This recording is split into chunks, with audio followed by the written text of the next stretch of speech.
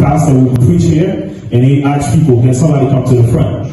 It's the same thing. Because when you preach, when you say something that God put into your heart, is speaking to somebody specifically, right? So that means that person needs to accept what's been told to them and they're going to act upon it. Because a lot of times, bon Dieu parle avec nous.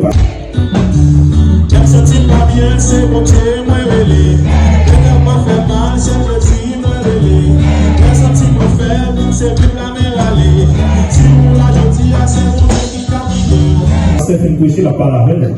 Ils viennent devant pour faire prier pour vous. On seulement focus de l'autre monde qui est dans l'assemblée, on va le passer devant.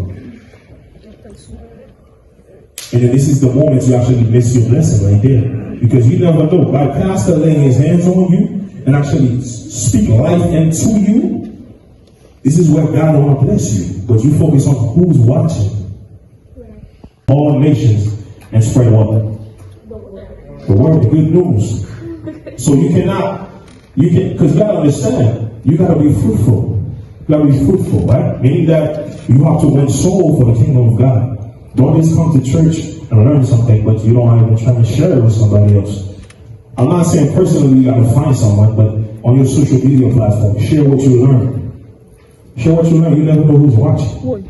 I mean, you have to put your work in. And again, God never late. He's never early. He's always on. Right. So just because you've been asking God for something, do not be discouraged. And that's what he's saying. It says that he told his disciples, his followers, basically the disciples and all the people among them, to always pray and not be discouraged, to not lose hope. See, hope is a very, very, very strong word. We gotta break it down. What is hope? Like, what do you guys? If you got one person, what do you think hope means? The word hope, from your understanding, what do you think it means? Faith, okay. What about you? Same thing? Exactly. So, hope, see, just like, I assume like a lot of us will hope, or we know that we're going to go to heaven, right? Because we doing all the work here, so when the lives they come, we don't have to do all the work there. We're going to do it here. Because once these eyes close, you can't breathe no more, it's over. But I need to tell you today, it's the same thing. Stay in prayer. It doesn't matter. Like, the reason I let him pray is because I already know he's gonna say he don't know how to pray. But you don't know how to motivate somebody to do something by encouraging them to do it. He said you don't know how to pray. What I say? I said, whatever comes to your heart and say it. And he says it. So guess what? Even if you gotta repeat that prayer over and over and over again, guess what? More words gonna add up, and eventually he's gonna do a longer prayer each time. So just to show you that, never count yourself out. When it doesn't matter how old you are, God can always use you. So number one thing you gotta do not lose hope. Stay in prayer. Praying is very important, guys. And I'll be honest with you, even me sometimes I lack when it comes to praying. You know what I'm saying?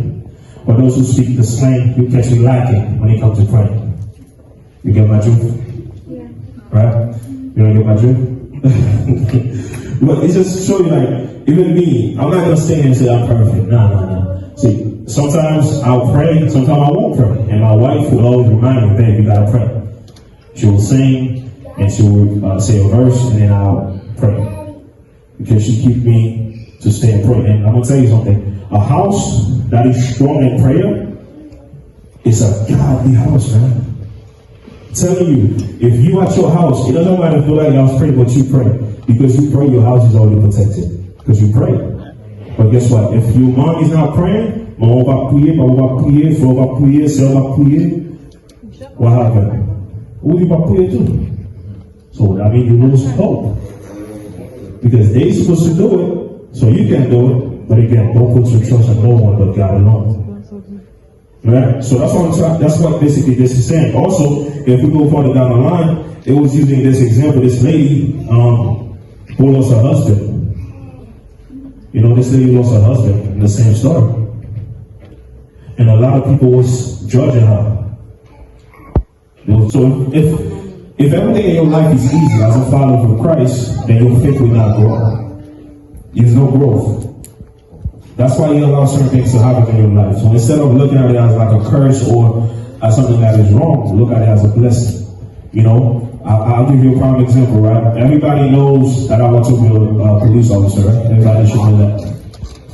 Everybody should know that, right? So I want to be a police officer. So I went down to Melbourne, close to Orlando, and take the police test, the PAT test and the frontline test. Okay, the PAT basically is the physical ability test, and the frontliner is basically some mental question they're gonna ask you. So I took those two tests. Right? The other day I got stuck on the highway, and I met two state troopers that we start working security together. Now they're state troopers.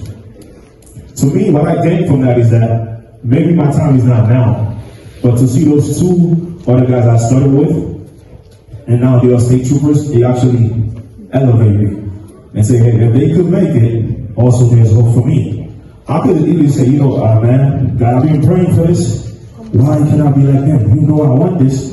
Why can I get it? So that's why I tell people, parfois on a prier pour la reine, bon Dieu, vous pouvez nous arrêter, et on attend de le batailler.